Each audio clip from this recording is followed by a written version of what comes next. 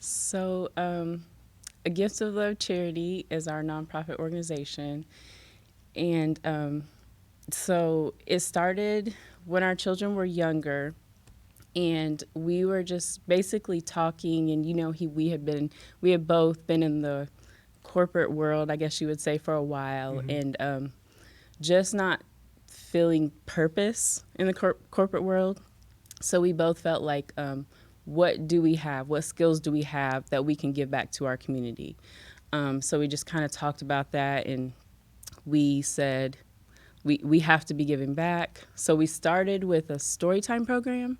Mm-hmm. So we would read books to children, and it's great. Like, that's one of my favorites. Like, we would all play an instrument, read the books, and then we would give a book to each child. And so we did that at like Boys and Girls Club. We did it at the schools, Parish School, Thomas School. We gave away like so many books. We gave away like over 1,000 books to the kids. So we kind of started there, and then we started African drumming, and so African hand drumming. Like, now, it's so interesting to see. When we did African drumming, we mostly did it at Thomas School. Mm-hmm. And the kids would come during their lunchtime. And so those children now are like 20, 21, and they still know us, and we see them, and it's just like so great. Because, like, when I tell you, like, doing the programming, it's for the community, but the way that you are fulfilled from doing it. Like, I honestly can't describe it, but it's just the best feeling to just be able to give back.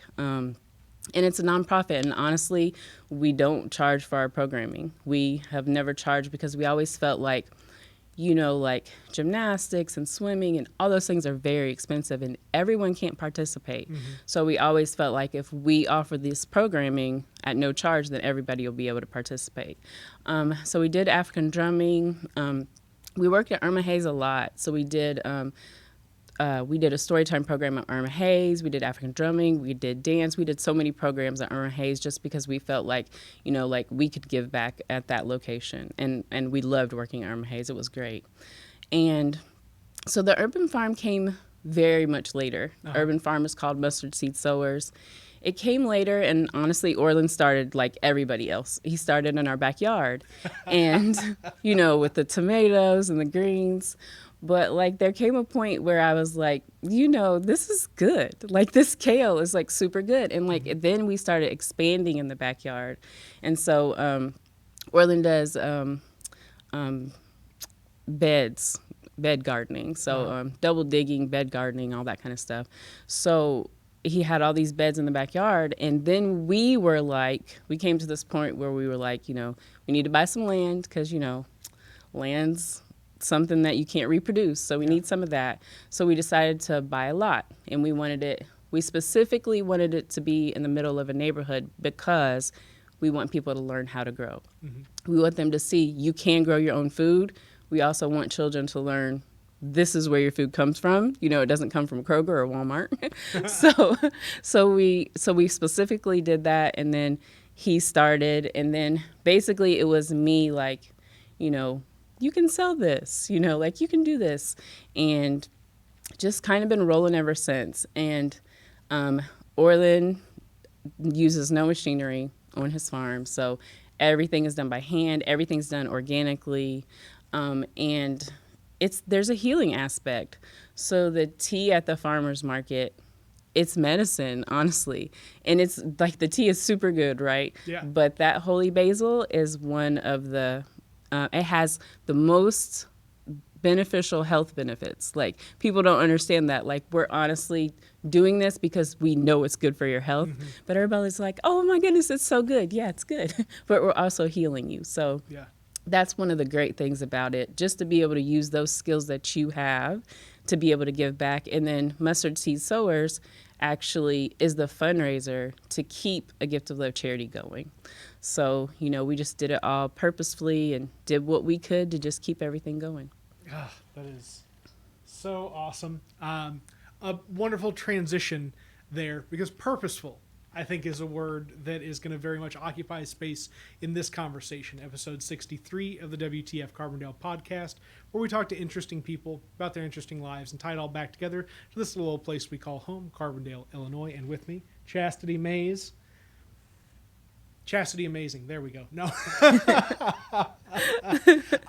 So it's interesting to me the level at which you're operating, right? The level at which I had Chris Walls from the Science Center on for episode 49, the level at which they're operating, the level at which just different nonprofit activities occur around Carbondale and how they find ways for revenue to balance need, right? And that's just a really it's a modern model of survival where like you just don't go out anymore and just say, oh well, I need to fundraise, so I'm going to go ask some wealthy folks for money to help fund my cause. It's like, no, I'm going to literally dig into the dirt and like from the earth create this activity and just watch it blossom from there. Yeah. So, I mean, when you have a nonprofit, you have to find a way for it to be able to survive. And like you said, like, it's not, if you have a nonprofit, it's not that easy to go out and fundraise and do these big events. And, so you have to find a way. Like, you have to think to yourself, like, how are we going to keep this going? Like, what's going to keep it going?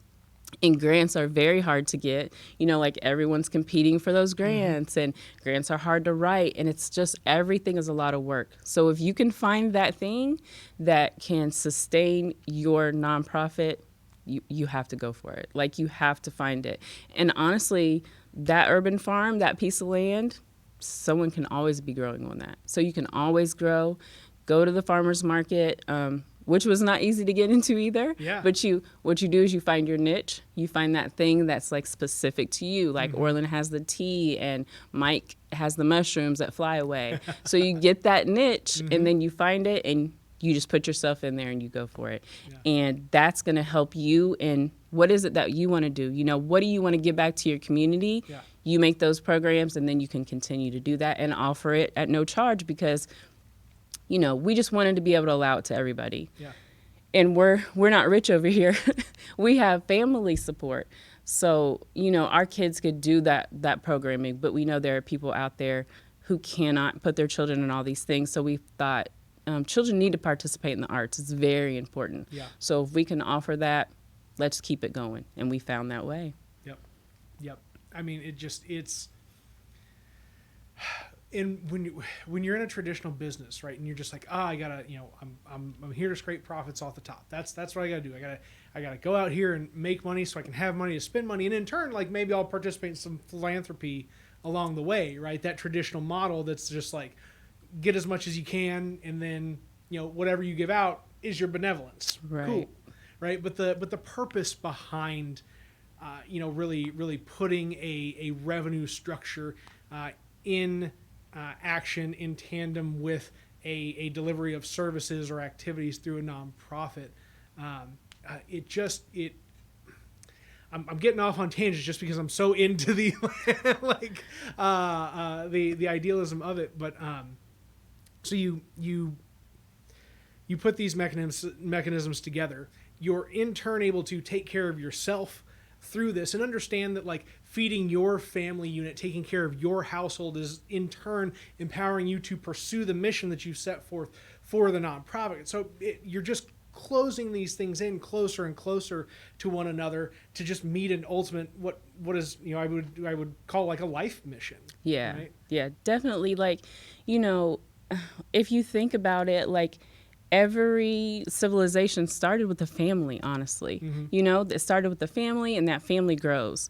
So really what we did was we made our family an organization. So that organization, this business, our children can keep this business if they wanted to, or we can be able to pass it to someone else who can just continue to help the community. But in helping the community, you're helping yourself, and in growing that food, you're helping people because, you're organic and you're sustainable, and there's going to come a time where we're going to need to grow that food. We're going to need to learn how to grow that food for ourselves. So like everything that we do is like specific. We think about it, and it's for, just like I can't say it enough, for a purpose. Like everything we do is for a specific purpose, and we want to help other people succeed and help our family be able to grow in that way. I love it. I love it. And it makes me feel like I'm doing things right as a parent too when I hear somebody else talk about like the family unit and like what I mean, because this is, there are generations now that have not been taught the importance of generationalism. Yes. Right. And what it is to instill skills and values and abilities and like what the progress of the human race looks like through these activities, right? Like we didn't just spend tens of thousands of years as a species to like work our way through stone and fire and bronze and the internal combustion engine and the silicon chip just to get here and just drop the ball. Right. Exactly. Like I just think that like to me, America itself is like a very individualistic society. Mm-hmm. So we're all like, we got to go to work and we got to take care of ourselves, and we only have to take care of our families, and we're just straightforward like that. But everybody has to get back to community, and especially like you just have to learn that what can you do for everybody? Like you said, it's a family thing. So we have enough land for all of our children. Yeah. So we have 3 pieces of land. So no matter what, no matter where they go, they decide to travel off, they know in Carbondale, Illinois, they have a plot of land that is theirs. They can build a house on it. They can build rental houses, whatever they need to do. Yeah. We definitely all need to think of that generational wealth, and especially in the African-American community. Yeah. Like for us, we kind of, some of us had to start from scratch because we don't have that back generational wealth. Yeah. So me and Orland specifically, like when our son was born, it was, what are we going to do here? Oh, we need to get land so he can have land. And then we had 2 more, so we need 2 more pieces of land. So they know they have something, and then on top of that, they have the farm. They know how to grow this food. They've been doing this since they were very little. So they all know how to double dig. They all know how to plant seeds. They all know how to harvest. All of them know how to go to market. So they know how to do this from beginning to end. They know how to run the nonprofit. They've seen it. And like for them, it's like it's not that big of a deal, but if you really think about it, we did it that way to make it not that big of a deal. Yeah. They know how to run a business. Yep. So just doing that for your kids is so important.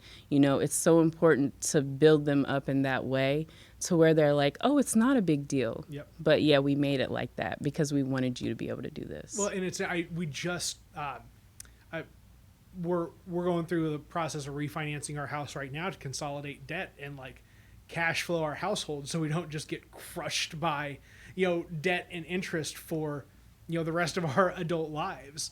And as I'm talking to Maria about this, like the kids are in the car, they're listening, they're absorbing that, and then when they're asking questions after her and I are off the phone, there is then this impersonation of knowledge unto them, like here's what a mortgage is, here's what a refinance is, here's why we have limits or accessibility based on our credit and the decisions that we've made to get to this point and why we're even trying to do this to begin with. And just like tell him, hey, here's how the system works. Yes. Right? Because if you explain to somebody how the system works, it's not that they can't challenge that system from within, right? And work on the things that are broken about it. But there's then like not just this outsider perspective of, I don't know how property works. I don't know how credit works. I don't know how the structure of laws around a workplace works. Just so I am myself, know what rights are, how my interaction with civic bodies like the police or city hall, or any larger level of government, like how these things work. Yes. If you have a better understanding of how they come apart or how to get inside of them, then you can actually work on them from there. Yes, it's so important. And you just talking about talking to your kids. Yeah. Like it's so important. Like you said, it's like a natural thing. Like, oh, we need to make a list to go to the grocery store and what meals are we going to eat all week? You know, like it's a natural thing, and just having those conversations teaches them so much Yeah. that I think at first when you have children, you don't realize they're soaking up everything. Yeah. So if you just make it a point to just talk to them about everything, they're learning at every point that you're talking to them. Yep. Yep. It scares me. how capable they're going to be. Yeah. Like in a few short years, because we haven't pulled any punches with that conversation. It's like, this is just going to be real, kids. Like, that's right. Guess what? There's a reason why you guys can't have this or can't have that. It's not because we just want to be, grumpy, this is our money parents. It's because there is a financial consequence to decisions that have been made along this way that includes your existence as children. Yes. Because y'all are expensive. Yeah. Oh, yes. Oh, my goodness. People always say, like, people always ask me, when am I ready? Like, Chastity, look, you're never going to be ready. Yeah. I don't care how rich you are. Yeah. I don't care how much you have. You're never going to be ready emotionally, mentally, physically, financially. So if you're going to have children, just go ahead and do that. How young were you and Orlin when you first had kids? I'll give you mine first. Marie and I both individually were 20 or 19, 20 when we had our kids. So we're young parents, right? Oh my goodness, yes. Yeah. we were 24. Okay. So right. I mean, do you think that's not a big difference? But that's a big difference, isn't it? Yeah, it's an astonishingly big difference. And I mean, it really changes like where you put effort and activity in life. It's like there is now like, okay, cool. Perspective of what 38 and beyond looks like as opposed to what 25 to 30 looks like. Yes. And just the difference in how these perspectives change, but also for us specifically planning out what their participation as adults looks like in the lives that we build up, right? And this goes back again to that purposeful, like including your children into the activity so that they know how to, as the kids call it these days, adult. Yes. Right. But like with efficiency, able to run a business, able to finance property, Yes. able to, provide back to the community that you wish to stabilize. And they're again, I would say probably since like the 80s and beyond, there's just been a falling off of that, being passed down generation to generation. And I think now's the time for people to start picking it back up and running with it. Yeah, I think so. I think what makes me happy is like listening to my kids talk. Like my 19-year-old, she wants to be a lawyer, but she definitely wants to be able to offer free services. Yeah. She's like, yeah, everybody can't afford a lawyer. So there's going to be a portion of whatever I do where I'm going to offer services. My youngest wants to be a dentist. And she said there's going to be something in there where I'm going to offer it to people who can't afford dental services, and they'll be able to come a day where they can do that. And, I think that just them saying that, I just feel like, well, gosh, we must have done something right. Yeah. Because we wanted them to know that no matter what they do, they need to always give back. Like, I don't care who you are, you can help someone. Mm-hmm. And it's so important for all of us to do that. Like, people have helped us along the way. Mm-hmm. So it was time for us to help other people. And it's just important. And I just love that they say that. I'm just like, wow, we taught you something. Yeah, it really shines through. You've done a wonderful job. Congratulations. Well, thank you. On your developing young humans. What brought you guys to Carbondale to begin with? Because I just looking at your Facebook, it says you're originally from Ohio. Yeah, so SIU. Nice. So we both came for SIU. SIU used to have court reporting. Mm-hmm. And it was the only four-year university with court reporting, so that's why I came. And Orlin came for SIU also, and that's where we met. Nice. Court was. Is that kind of where some of the interest in law comes from? No. No, not at all. I didn't end up doing court reporting. It just kind of happened that way. Uh-huh. But yeah, I mean, I loved it, but I just didn't end up doing it as a career. That's perfectly reasonable. And it's so funny that some of the conversations that are I feel like starting to get into more of some of the career discussions, just talking with peers as we're kind of in the midst of doing and reflecting all at the same time. Talking with Jennifer just a couple of days ago for episode 62, and it was like, it took time to find where I was at here, like where these things fit, and it's like especially to get folks that are just starting out, that are your kids' age, to understand that Carbondale's a really good place to just take that time to figure it out, and like it will come together. Like you don't just have to stress yourself about being something at 25. Yes. I think that's so important too. Like when my daughter was going to college, like she's so like laser focused, I'm going to be a lawyer. And me and Orlin are like, and it's okay if you don't, like it's okay if you change your major. Like it's okay to figure life out. Like that's what being young is for, and I do think Carbondale is a good place for that. Like I feel like there's so many opportunities. There's so many different things going on in Carbondale that there's something to get involved in. There's some type of community that you can be in. And I think it's important for us to tell our kids that, like, you don't have to know exactly what you're going to do at 18, which is so odd. When they graduate, they're like, what are you going to do? They're 18. They don't know. Let them do whatever they want to do. Like, oh my God, now's the time that they have just enough sense to like stand on their own 2 feet, but just enough like toughness that if the world knocks them on their gut, or they're going to be able to bounce back. Like. Yes, exactly. And I, like you said, like bouncing back, like that's why it's important for us to tell them, like, find yourself. Yeah. Like it's okay to fail at this thing and then pick up and start something new, and fail at this and pick up and start something new. So yeah.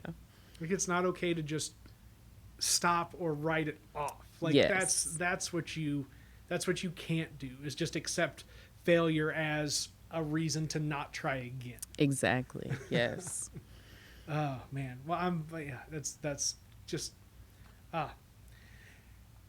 it's good to have that again, just that parental connection, to know like there really is just a whole slew of parents in this town that I think are kind of following the same guideline on like how they want their kids to become self-sufficient and understand themselves and take the time to really figure it out. Like I think that's another part of, and this is something that I've grown up with and get to experience and see now, right? All the folks that are like, I'm leaving Carbondale, and then pull right back into it. I mean, yes, I've seen that so much, and I'm like, oh, you're leaving? Okay, we'll see you in a few years, and then you do, and it's so funny. You're like, oh, you're back. Yeah, it's something about Carbondale that just pulls you back in. I mean, we stayed in Carbondale because Orlin's from Chicago, right? And he did not want to go back to Chicago once he got here, and just nature, and then it's a safe place to raise a family. So yeah, I think there's just something about Carbondale that pulls you in, and you just end up staying and just rolling with the flow. And there's like so many different communities here, I think. And we homeschooled the kids at first. Mm-hmm. And so I know a lot of people, like you said, like just bringing it back to making the kids self-sufficient, and also not being like overbearing with the children, like you have to do this or you have to do that. I know a lot of people who let their children figure it out on their own, like just letting them try out different things and figure it out on their own. And just being a part of that homeschool community as they were growing up was just, for me, it was very new and interesting, but I loved it. I really did. Well, and there are so many different structures of school available in and around here. Everything from the homeschooling to the new school, to the different religious schools, to pretty darn good public schools. Like there's just such a blend, and then you don't feel, no matter how the kids may be going to school, that they are still going to have access to their friends however they see fit, because there is so much blended programming that no matter what institution they are part of, they're going to find themselves crossing over with one another at Boys and Girls Club, or at junior sports, or at this or at that. And yeah, it's so true. Like our kids participated in so my son didn't go to school until 12th grade. So he literally homeschooled his whole school career, basically. But he did band. The entire time he did band at Carbondale Middle School. Mr. Frick allowed him to come in there, and then he did band in the high school, and he loved it. And we were just grateful that they allowed him to do that. Yeah. But I know several homeschool families who did that, where their children participated in sports, but they still homeschooled. And like, that's a great thing to be able to do, you know? I mean, value of education within the community, that there's this experiential thing. And it's so that I went to former Mayor Neil Dillard's celebration of life yesterday at City Hall, and Jeff Doherty was like talking about some very specific policy things that he achieved during his time as mayor, and that Jeff got to be alongside of with him. And one of the things was him working in the early 2000s to get support for a particular tax levy to support building the new high school. Mm-hmm. And it's like when the local city government is reach out a hand to offer help with the local high school, and then the local grade school is or the high school, whichever it was, I can't remember now, but is engaging directly with the university. So there's like a crossover between institutions there to find continued pathways in education for kids. Like coming out of here, like that's community built around education. It is. It really is. And having SIU is like, it's really a positive thing to have SIU. And like my kids are always like, oh, we're not going to go to SIU. But the reason is because they were always at SIU. Yeah. So it's kind of like they're like, oh, this is nothing, and for them, like college is nothing because SIU is right there. So it's, it's interesting, but it's also really great to be able to have SIU right there and, participate in like orchestra and, just different arts programming. It's really good. Yeah. This is like all we're cutting a really good commercial for Carbondale and SIU. We are. I didn't mean for this to all just be like a really good sales pitch to like parents looking to bring their kids and like come and be part of a good young parent and person community. But here we are doing it anyway. So I'm gonna dig in and just keep going with it. Okay. So Orlin, the time that I've spent around him, he's always talked about education and looking to like actually develop school programming and do things. Is that something that you came to him with, he came to you with, or you both kind of met each other with as just a personality attribute and then have grown together in?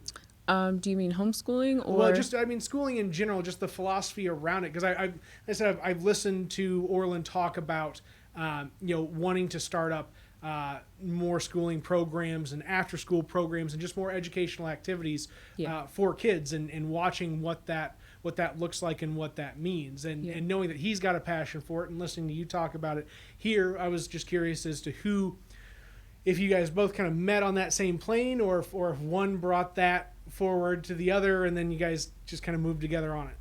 Well, so with the homeschooling part, that was really all Orlin, and I kind of just rolled with it, and we both have master's degrees, so like we've had enough school to be able to teach our kids, Yeah, so we both tag teamed on teaching our children. He's better at the math portion and I'm all reading and writing and all that. Nice. So we tag teamed on that, and then later on during our homeschool process, we actually had friends who were homeschooling, so we all kind of became a big group. Nice. And so, we did that at Irma Hayes for a little while. Like we would have classes and things at Irma Hayes, and then bringing the kids to the garden to learn was something. And right now, what Orlin is working on is it's an intergenerational learning model. So, like you just said, like, there's so many different models of learning and education in Carbondale. What we want to be able to offer is that intergenerational learning because, with our parents getting older and our parents are really a part of our children's lives, but sometimes the older generation is kind of left behind and they're not involved as much as they could be. So getting the older generation intermingled and involved in teaching the younger generation, we think would just be a wonderful model to add to Carbondale, So that's what we're working on right now. And then to be able to offer, children that programming because, maybe traditional education is not for everybody. Mm-hmm. So I think that that programming should be offered, because if we see a kid struggling in school, they definitely might do better in an outdoor model where they're in the garden. Mm-hmm. And in the garden, you're learning math, you're learning how to read, you're learning how to write, you're learning how to do all of these things. And I'll tell you that I definitely couldn't see my son solo. I could not imagine him going all the way K through 12, because he was very energetic growing up, and like I know that boy could not have sat behind a desk all day long. I just know it. Yeah. Like, I can imagine the problems we would have had. So I think that there needs to be that option out there, because we might see those kids struggling in normal school, we call it, right? Yep. But they might thrive somewhere else. So I think that that needs to be offered. And we're definitely working on that model so we can offer it to parents. And, you know, we could do a summer program and we could try it out and see. And if they're thriving in that summer program, we could definitely carry it on. And I would say that, you know, if someone was maybe nervous about it, just know that I know a whole homeschool community. Their children went to college. All of my kids were homeschooled. They're all going to college. So it's nothing to be nervous about. It's just something new, I think, for people. Yeah. But I think that we definitely need to take a step back and look at that for some of these kids that are struggling in the school system, and we can help them out in that way. Well, and I think there are so many folks now, and I would say I'm probably one of them, right, that kind of stereotypes the idea of homeschool as this very one particular type of ideological bent towards education that is more based in the idea of morality with a little bit of technical input, as opposed to really what I've heard from you now and Jennifer on the previous podcast. I'm also really excited because I didn't expect this to like land in a space where we just happen to have two really good kind of episodes on parenting back to back. But thank you for bringing that in and kind of making this own little micro series. But the that break away from that mindset that no, we really are like experience and like traditional knowledge growth, like for young folks, like that's what this is. It's not about a homeschool that's based in morality, but a homeschooling that's based in just really letting a child experience and learn the way that's best for them to make them the wholest person that you possibly can. Yeah, exactly. I mean, like my kids talk about it all the time, about how they want to homeschool their own children and about how they were literally outdoors all the time. And I don't think people realize how much you learn from just allowing your children to be outdoors. Like just allowing them to be outdoors just teaches them so much about themselves, about the world, and then like we were talking about before, like no matter what situation me and Orlin were in, our children would be with us.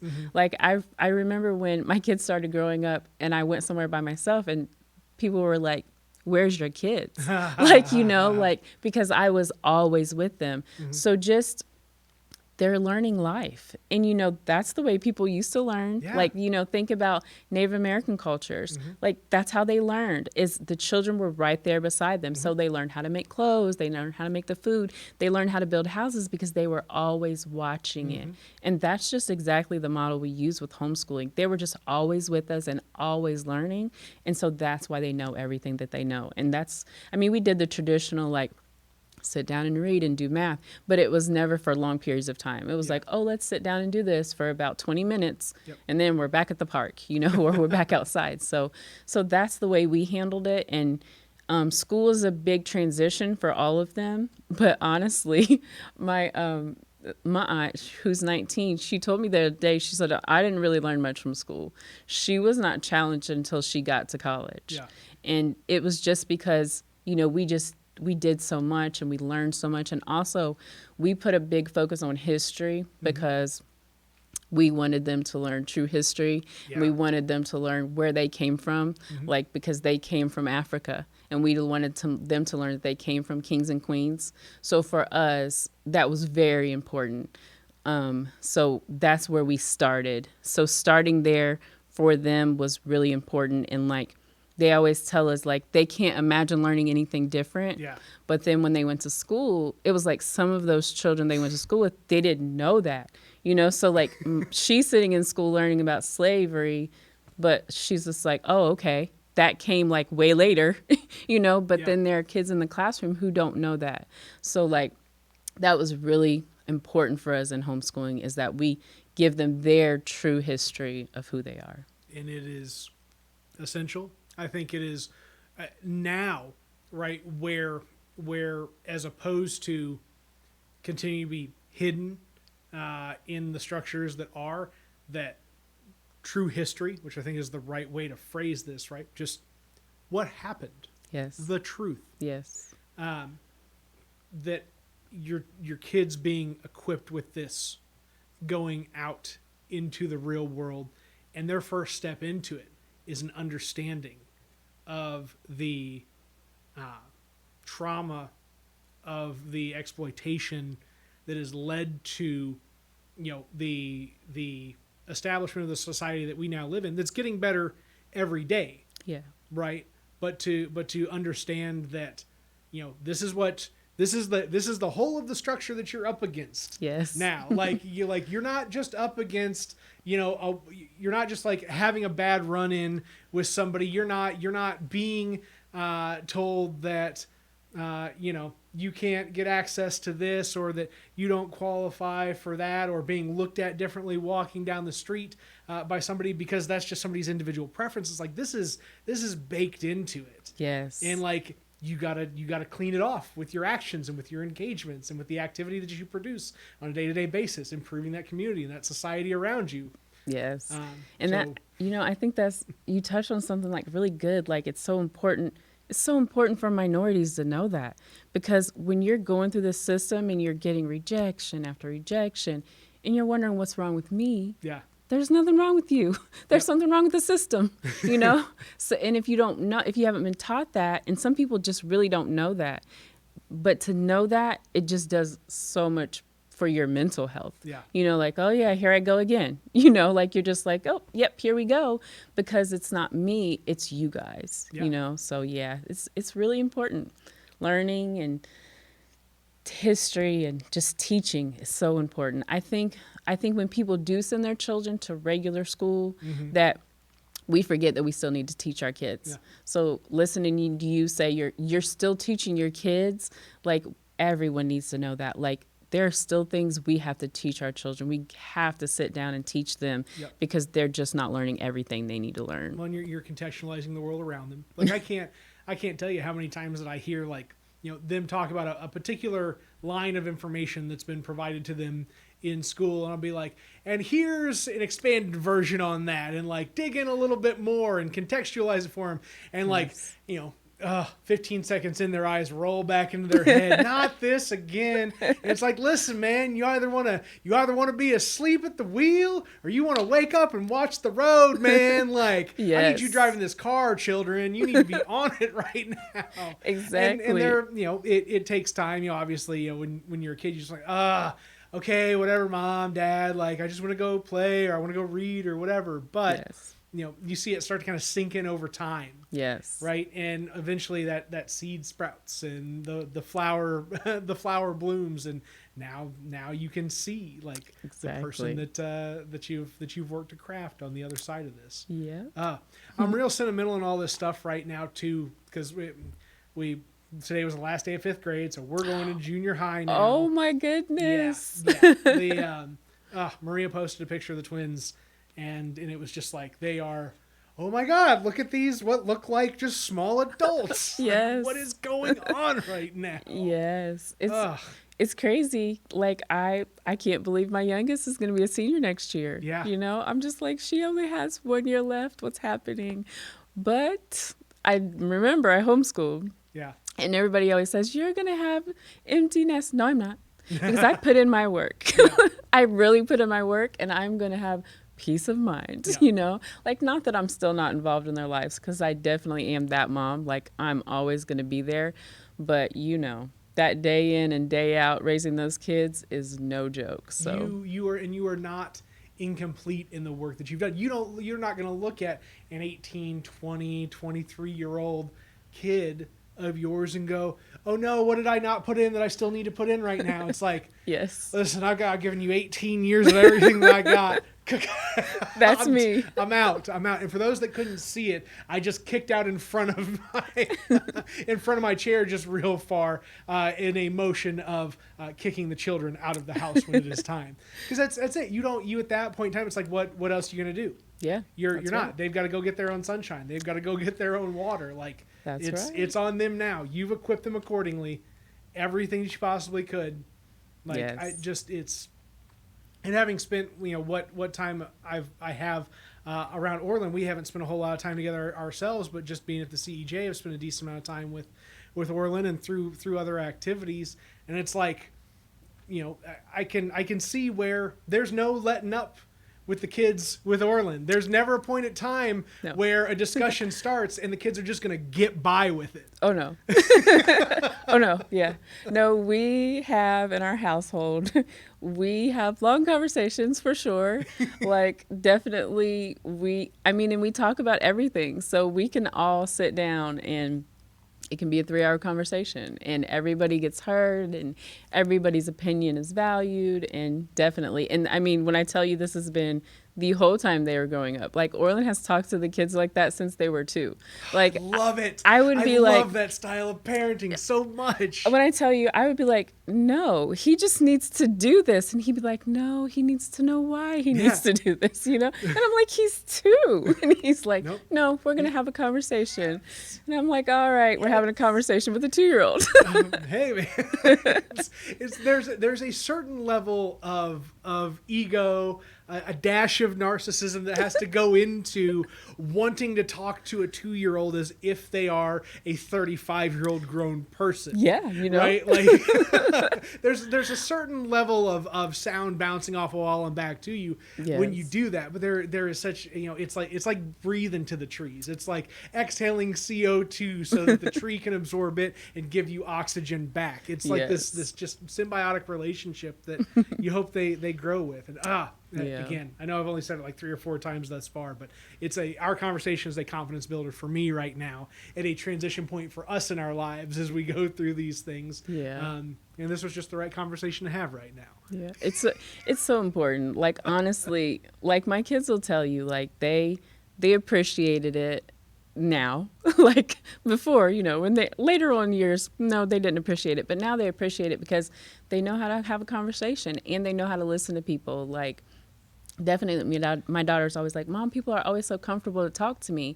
And I'm like, because you're a good listener. Mm-hmm. Like she will listen to you and then she'll talk, So it's just spending that time to put in that work is so important. And it's, it is work having to teach them how to talk. And you don't know yet, but I don't, but teenagers become very emotional and you have to forgive them for that. But the emotions come into play and you have to learn like, oh, but this is just who they are right now.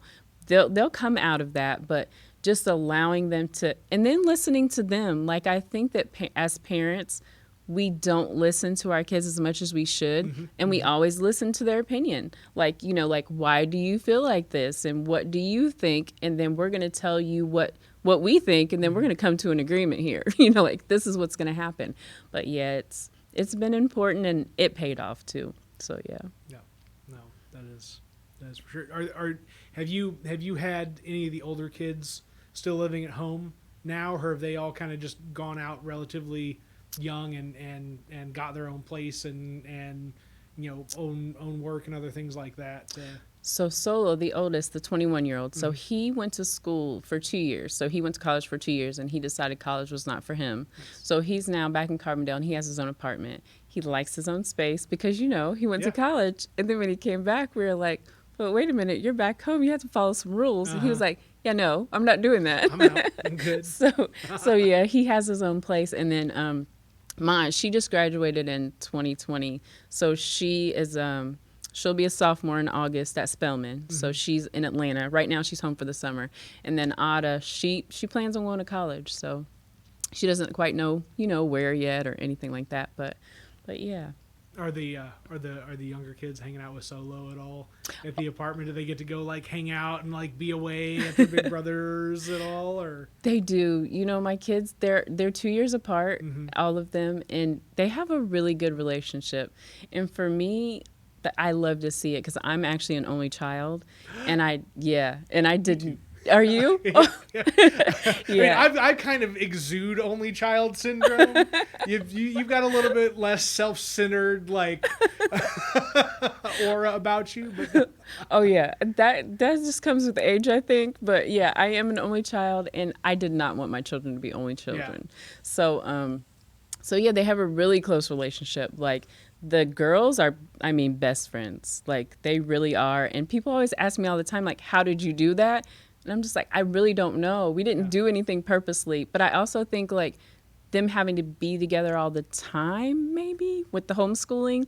Like I don't know how we did it, but they're very best friends, and yeah, they all have a really close relationship, and it's nice to see. Like you said earlier, like I know that they will take care of each other. yeah. Well, Yeah. and I same as you, have no idea what that's like. Yes. Like I am void of that compartment in my brain that like puts off onto me some sort of reliance, connection, relationship with a sibling. Like I look especially at the twins, right? Watching the twins have like, oh my God, what were they doing? We went out and got some food and went and ate at a park on Saturday just to get out and be out moving around. And I don't remember what they were talking about. It may be birthday gifts or something like that. But they were essentially planning. And they start walking back to the car before us. As we're like, well, we're going to be here. You go ahead and walk back to the car, whatever. And she slinks her arm over him and like leans in close and starts walking down to the car and is like, let me holler at you for a minute, Zach. Like, I got a plan here. And they just start do back and forth. I can listen to them chatter in the morning when they get up, and just this like they have somebody to work through life with. Yes. And that is something that I never understood as an only child. And I specifically was an only child, like with no real like neighbor kids. And I went to Giant City School as a kid, so I wasn't a lot of kids there. Like I had 25 kids in the same class, kindergarten to 8th grade. Yeah. There just wasn't a lot of socialization for me to have, and to like see them like show what it means to be siblings. I'm just like, yeah, I want that. I miss that. What the heck, man? Why can't I have any of that? I'm the same way. I'm like, you guys just don't know. I'm an only child, and they're just look at me like, no, we don't know, so leave us alone, you know. But yeah, it's like it's so odd. But like you said, I love to see it. It's like so great. I'm like, yeah, you can do this together. And then not only that, but like, you know, like like I have to take care of my parents, you know, like, and I'm the only one, and yeah, whew, that's a lot to deal with. I can't begin to imagine that side. I've talked about it before on the podcast. I do not have a relationship with my biological family. I've got a real good relationship with my in-laws, but no relationship with my parents and so on. And so like that's one of the things that I'm just kind of like here, like if we could have come to some resolution as a family, maybe there'd still be something there for us to try and take care of one another at some point in time through the course of our lives. But that's just not there now, right? Which is interesting in of itself. Like I don't have I've got a son who's not going to be in a position to really take care of them at some point in time down the road either. So it's like, what are the other options there for them? Yeah. I would guess on your end too. I mean, with your parents, especially having 3 kids now is grandkids. Hopefully that'll help a little bit more with the lift, and you've kind of prepared them a bit more for now they'll be a little bit more adult, a little bit quicker in life, and a little bit more able to lift on that end. Yeah, that's true. Yeah, that's very true. And they have a really good relationship with my parents. Yeah, so that does have a lift. For sure. That's great. Yeah. Are your parents around here now? Or are they still in Ohio? Or They're still in Ohio. Yeah, I'm from a small town. It's called Piqua. if you're familiar with Ohio. It's I'm like sure not. You're not? Okay. So yeah, it's very small. It's really honestly just like Carbondale. But yeah, they're both still there. My mom is originally from there. My dad is originally from Georgia, Mm-hmm. and his family ended up moving up to Piqua, Ohio. But yeah. Is it near Dayton? Yes, 30 minutes north of Dayton. Okay, so I'm wondering if I feel like that is Dave Chappelle's. Yes. Oh, Yeah. it is? Yes, exactly. Yes. That's Okay, all right. Yeah. All I right. know where Dave Chappelle is from. I've never been there before, but I know exactly where that is. Yeah. Yes. Yeah. No, I felt like that was a town name that I had heard before. Mm-hmm. Yep. In relation to media that he's produced at some point in time in the past couple of years. Possibly something during the pandemic. He was doing something where he was like in the middle of a cornfield, and, Yep. had all the setup and whatever. And I swear, like it stuck out. So no, I really like. I was afraid to ask at first. I was like, oh, I'm just going to sound silly. No, that's exactly where it is. Yeah. And it's all small town. Like where Dave Chappelle is from, you see that cornfield? That's exactly like where I'm from. Yes. Is it a different kind of cornfield than what you experience in Southern Illinois? No, it's the same. It's like same cornfield. Yes. More beans, more corn. Whatever it all is. Yes. That's great. That's great.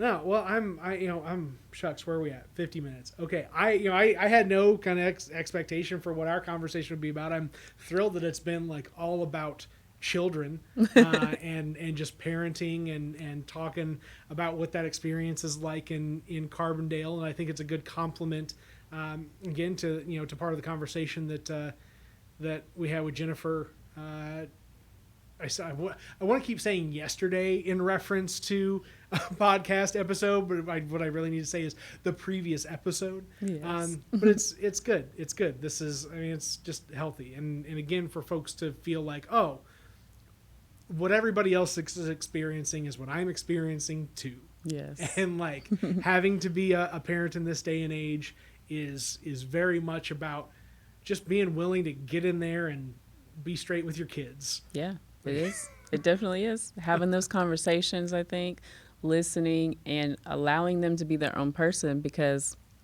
from the moment they're born, they're that person. And like I tell my kids this all the time, like they're literally the personality they were when they were born. Yeah. Like every single one of them. And just to learn that is just, it's like kind of mind blowing for me. But yeah, they're their own person already. And you're kind of really just there to guide them. How do they latch on to mom's activism? So all of them are different.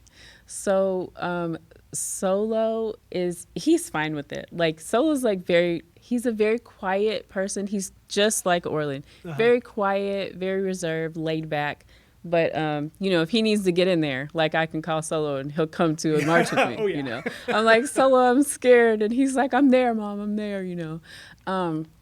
My aunt is very much all about it. She's the middle child. She loves it, and she is she's very intelligent. So she knows like a lot about everything that's going on, and she keeps up on everything. And now the youngest, I would say, so she's still in high school, right? Yeah. So for her, it's a little bit like, I love that you're doing this, Mom, and I see that you're passionate about it, but I'm still in school, right? So I would appreciate it if maybe, maybe we didn't have to do this. But I'm like, no, we have to do this. She's like, okay, big breaths. All right, Mom. But yeah, it's interesting. So did she feel like you're impeding into kind of her world where right now a lot of the swell of activism in this country is very young? Yeah. No, and no. to have your mom there kind of cramps the style, or no? No, not cramps her style. I think that she feel like because she's still in school that she might get repercussions. Oh, okay. Yeah. So well, they might not like me because of that, or they know you're my mom, so they know who I am. That has not happened to her, but I think she feels like it could happen. Yeah. Yeah. Well, that is an interesting position to be aware of in life as well. right? This is something I never thought about with my kids, but I mean, I work to have a public life. Now, granted, I'm a little bit different because my kids don't have my same last name, so they're a little bit safer in that instance. But Yeah. that's not to keep them completely, anonymous from my life. But that is in and of itself kind of a lesson for the kids, right? Yeah. Of like, hey, guess what? People are going to make a judgment. People are going to challenge you on these things, and you need to decide for yourself. Is there a compromise that you're going to make on the person that you are? Yeah. Or are you going to be uncompromising in your association with people that will accept you for you, and if they don't, that's their loss. Yeah, definitely. It's like what it does is it makes them take a position, their self, and they don't always have to agree with me, and that's fine. But it makes them take that position because people are going to question them about it. Like people question them all the time about like me and Orland, and they're like, seriously, that's my mom, but this is how I feel. And like, once again, having those conversations, like what stance do you have?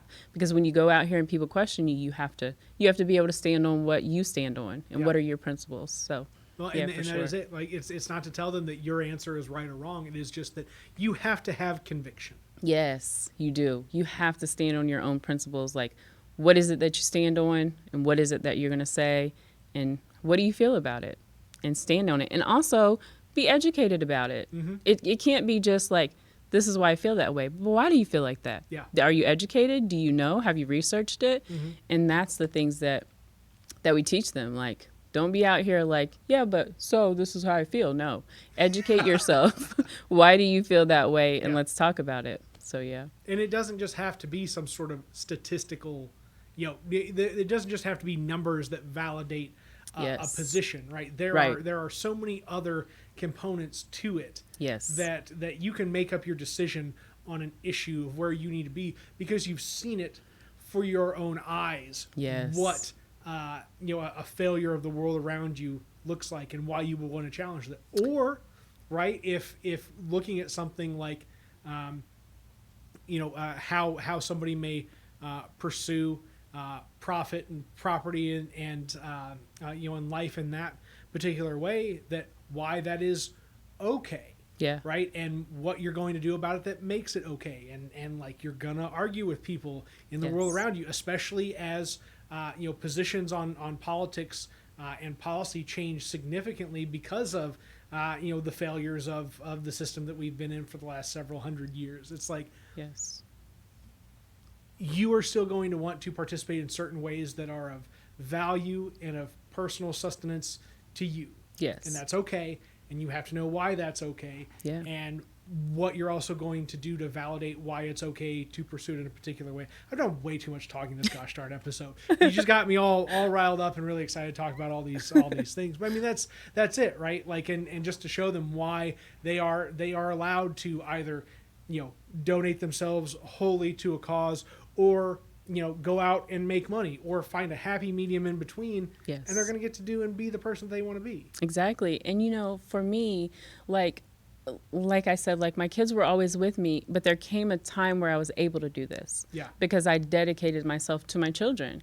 And then when they were old enough, I was able to go out and find my own voice. And also I feel like I'm letting them know that it's okay to do that. Like, find your passion. What are you passionate about? And if you feel like you need to speak up, well, gosh, you need to speak up. And, I really pass that one to, honestly, any children. Like, if you feel like something is right and if you want to stand up for it, you should definitely stand up for it. There are times where I tell myself, like, I'm not going to say anything. I'm just going to sit back on this one and be quiet. And nobody else says anything. And I'm just like, well, I can't just sit here and allow this happen. Like I can't let this child go through this and me not just stand up and say something for them, because I don't see anybody else doing it. So I'm just going to say it, and I'm just going to bring it to the forefront and let's talk about it. Honestly, how can we make change? Like, that's really what we want to do. Like, that's what I want to do. This is happening. So how are we going to change it? How are we going to come together as a community and talk it out and work it out and change it so everybody feels comfortable in our community? And there are the pushback to that so easily being an answer that's been accepted for far so long, which is don't challenge my power, says the person in position of authority. Yes. Right. And man, just to have the kids watching the challenge to authority occur and understand that that's how you're really going to get through life. That there are going to be people that tell you no, not because it is the morally or objectively sound thing to do, but because it's not in their interest. That because your interest or the interest of a group of people are not in their individual interest. And you're going to have to challenge that.